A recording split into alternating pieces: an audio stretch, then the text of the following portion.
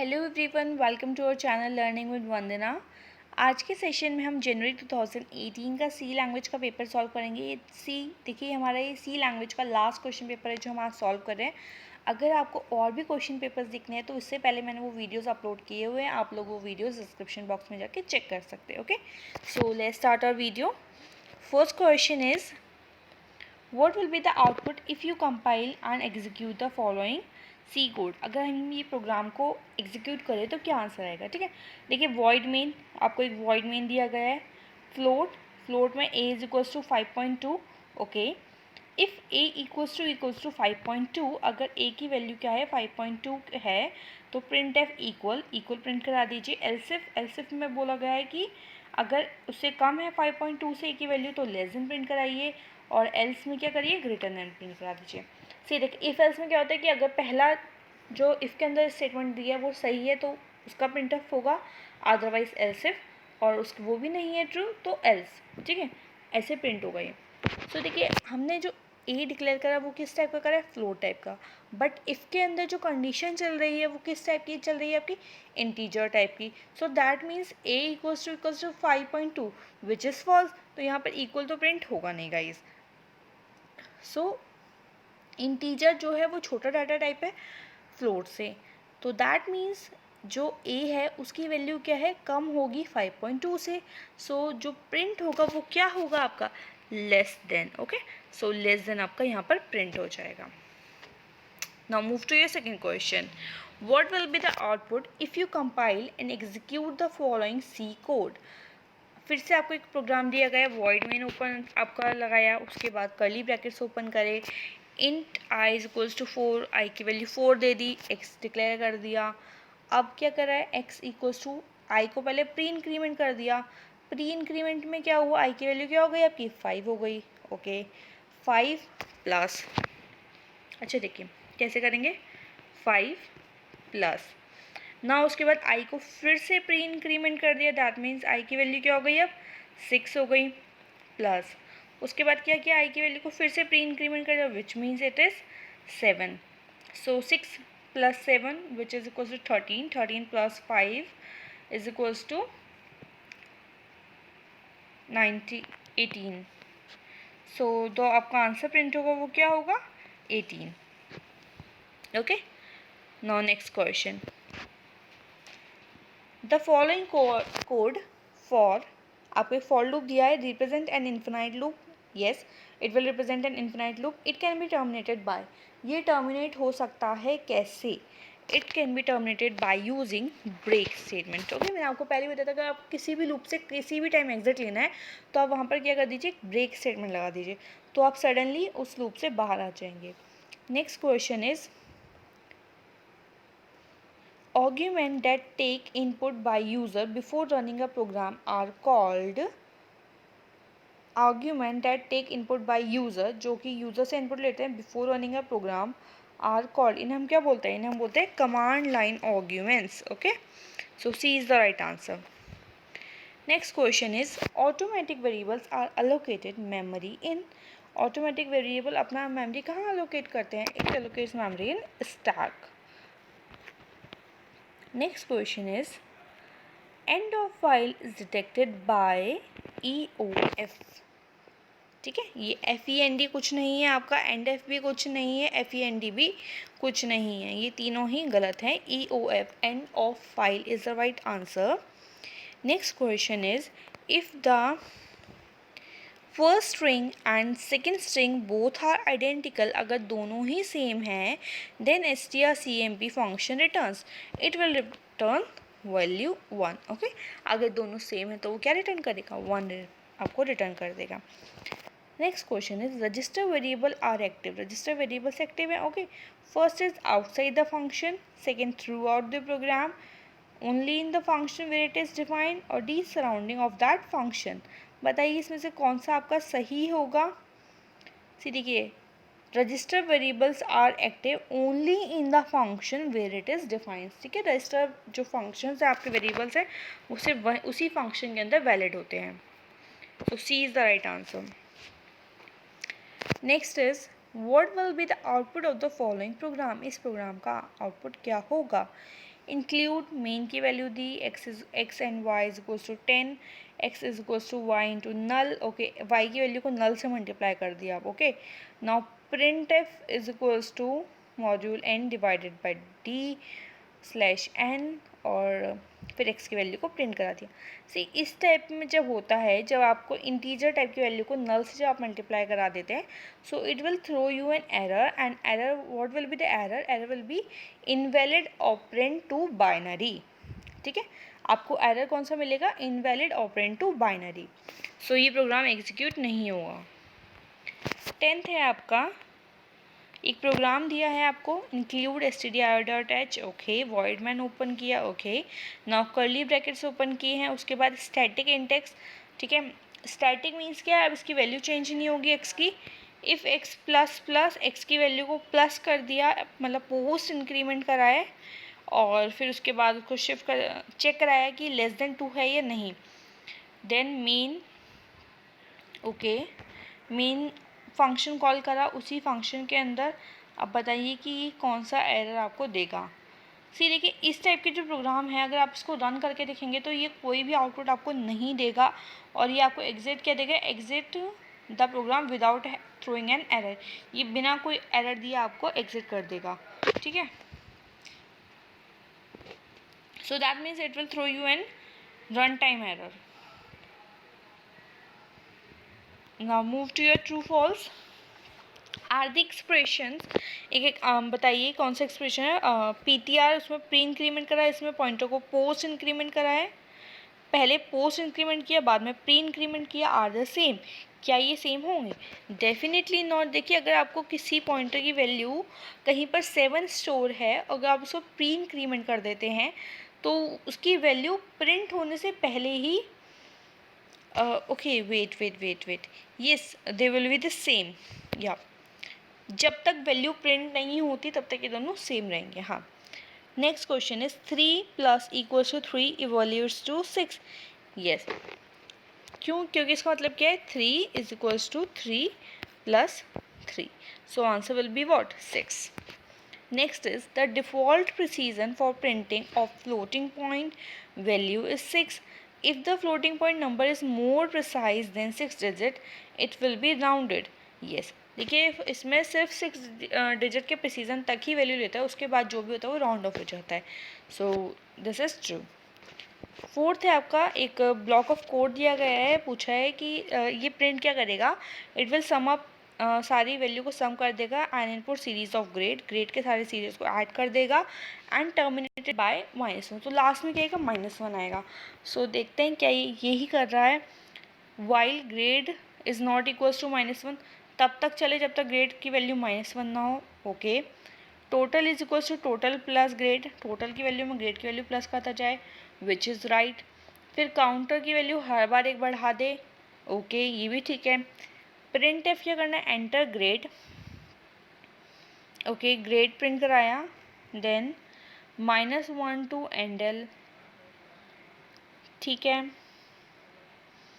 कहाँ तक प्रिंट करना है, मतलब ये पूछा गया है प्रिंट एफ के स्टेटमेंट में। उसके बाद स्कैन एफ कराया गया है, मॉड्यूल डी एंड ग्रेड लिया गया है यहाँ पर, ठीक है। ग्रेड कहाँ तक, कौन सा ग्रेड लेंगे, ये भी ठीक है। सो ठीक है, ये जो प्रोग्राम है आपका, ये क्या करेगा? सारे को सम अप करेगा, क्योंकि टोटल में आपकी सारी वैल्यू सम अप कर देगा, और ये प्रोग्राम कब तक चलेगा? -1 तक चलेगा, so this is also true.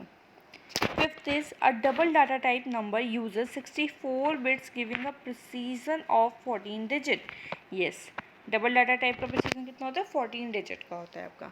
Next question is every C program must have at least 1 main function, yes. बिना मेन फंक्शन के हमारे प्रोग्राम रन नहीं कर सकते, तो मेन इंक्लूड करना बहुत नेसेसरी होता है। It might be your simple main, int main और void main, okay. 7th is the precedence of arithmetic operator is from highest to lowest, अब इसे लगाना है, ठीक है। सो देखते हैं कि कौन सा सही है। देखिए, ये प्रिसीजन जो है आपका फॉल्स है। क्यों फॉल्स है? ये आपका क्यों फॉल्स बोल रहे हैं हम 7th को? क्योंकि सबसे पहले कौन सा आता है आपका? मल्टीप्लाई होता है, देन उसके बाद में आपका division, then modulus, and after that plus and then minus. Okay, so that this is why ये गलत है आपका. Next is in the following statement valid in C, int my num is equals to आपको 10,000 दिया हुआ, okay 1 lakh है, my number की value दिया हुआ है 1 लाख. उसके बाद में क्या बोला है आपको कि वैलिड है सी में या नहीं है. ठीक है, so this is not valid, false, क्योंकि हम इतना वैल्यू स्टोर नहीं करा सकते हैं. 9th is void pointer, integer type का एक पॉइंटर बनाया. ptr is pointer to int that convert its type to void, so this is also false. Next is we need to recompile the program before executing it even if there is no change in the source code. देखिए अगर source code में कोई भी changes नहीं करे हैं आपने तो आपको उसको recompile करने की कोई ज़रूरत नहीं होती. So we need to recompile the program before executing it if there is no change in the source code. So this statement is false. अगर कोई changes हैं आप तभी उसे recompile करते हैं, अगर नहीं है तो उसे recompile करने की कोई नीड नहीं होती है आपको, आप बिना recompile करे भी उसे रन कर सकते हैं. Now move to your match the followings. First is in C size of data type varies from compiler to compiler. In Turbo C 3.0 size of double is dash byte. Double कितने bytes का होता है? 8 bytes. Okay. Here. Now your second question is dash is a ternary operator. Ternary operator कौन सा होता है आपका? Question mark and then semicolons. Okay. Now second, dash is a integer data type. इनमें से कौन सा integer data type है? Char is an integer data type, integral data type. Okay. Next is what will be the output when you execute following C code. अगर हम इस पूरे C code को प्रोग्राम को लिखें तो उसका आउटपुट क्या होगा? वॉइड मेन, एक एरे डिफाइन किया 7, जिसका साइज क्या है 7. नेटवर्क, अच्छा देखिए 7 के साइज में नेटवर्क आ सकता है या नहीं, काउंट करते हैं 1 2 3 4 5 6 7. यस, तो साइज है 7. प्रिंट अप कराया एरे को तो क्या प्रिंट होगा? नेटवर्क आपका एज इट इज प्रिंट हो जाएगा. Now move to fifth question. What will be the output when you will execute following C code? C code का आउटपुट क्या होगा अगर हम इसे रन करें तो? इंक्लूड stdio.h, उसके बाद 232 मल्टी डायमेंशनल एरे डिफाइन किया गया है. ओके, ओ को प्रिंट कराया गया है तो क्या ये प्रिंट होगा? दिस विल नॉट प्रिंट, सो ये आपको देगा फॉल्स. ठीक है. Next question is 6. what will be the output of the following C program? इस प्रोग्राम का आउटपुट क्या होगा? Include stdio.h, int main struct, एक स्ट्रक्चर बनाया s नाम का, उसके अंदर एक इंटीजर a डाला, फिर struct s b equal to 10. Okay, फिर से दोबारा एक स्ट्रक्चर बनाया और b की वैल्यू को 10 इनिशियलाइज कर दी इन्होंने. प्रिंट एफ कराया b.s, मतलब b जो कि स्ट्रक्चर x में है, तो रिटर्न 0. देखिए ये जो प्रोग्राम है ये आपका कोई भी वैल्यू प्रिंट नहीं करेगा, it will throw you an error. ठीक है, या फिर ये आपको अगर एरर थ्रो नहीं करता है तो ये गार्बेज वैल्यू प्रिंट कर देगा. क्यों? क्योंकि इसमें स्ट्रक्चर बी तो जो है, स्ट्रक्चर एस जो है वो बना ही नहीं है. मतलब ऊपर एक स्ट्रक्चर एस डिफाइन किया गया है जिसके अंदर बी नहीं है, और नीचे जो बी डिफाइन किया उसमें स्ट्रक्चर एस बना ही नहीं. क्योंकि जब भी आप स्ट्रक्चर डिफाइन करते हैं तो उसके बाद आपको कर्ली ब्रैकेट्स लगाने इंपॉर्टेंट होते हैं. तो अगर आप स्ट्रक्चर एस लिख रहे हैं तो उसके आपको कर्ली ब्रैकेट लगाना मोस्ट इंपॉर्टेंट होता है, जो कि आपने सेकेंड वाले स्ट्रक्चर में नहीं लगाया. So that's why it will throw you an error and tell you that structure has no member S. ठीक है, स्ट्रक्चर का कोई भी मेंबर एस नहीं है. Now move to 7th part. Dash can be use for coming out of recursion. अगर आपको recursion से बाहर आना है तो आप कौन सा स्टेटमेंट यूज़ करेंगे? We will use return statement. Next question is all static variables are automatically initialise to 0. yes, this is true. Here it is. Okay, next question is character constant are coded using double quotes. Character constant को हम double quotes में लिखते हैं? No, false, this is false. क्यों ये false है भाई? क्योंकि हमारा जो कैरेक्टर कांस्टेंट है उनको हम हमेशा सिंगल कोट्स में लिखते हैं। डबल कोट्स में हम क्या लिखते हैं? डबल कोट्स में हम लिखते हैं अपनी स्ट्रिंग के कैरेक्टर्स को, ठीक है, स्ट्रिंग कांस्टेंट जो होते हैं। Now 10th is dash is used to skip some statement in a loop for that iteration. Continue is used to skip some statement in a loop for that iteration. Okay, continue statement use होता है. Now move to your follow-ups. Dash a single line comment in C language source code can be begin with. अगर single line comment करने हैं तो हम क्या use करते हैं बताइए?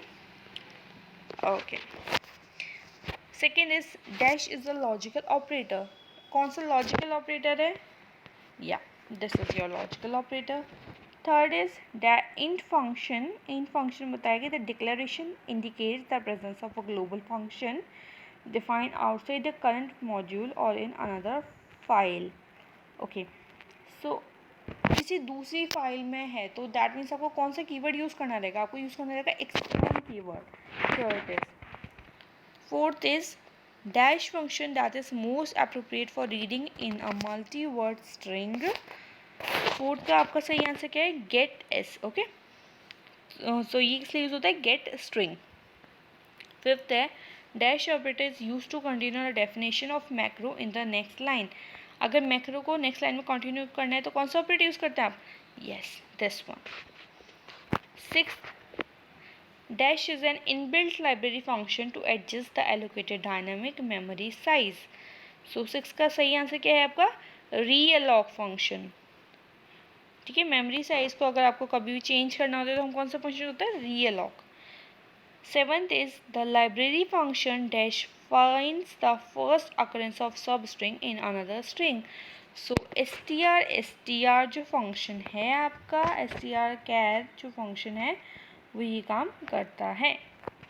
Now move to your 8th part.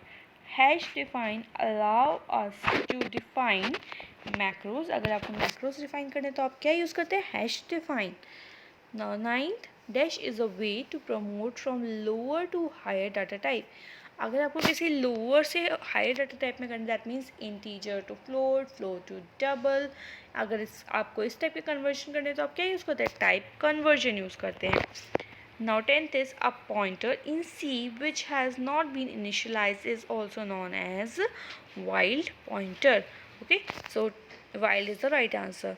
So guys, now we are done. If you have any queries, please do ask in comment section and don't forget to subscribe our channel. Hit the like button. Thank you so much.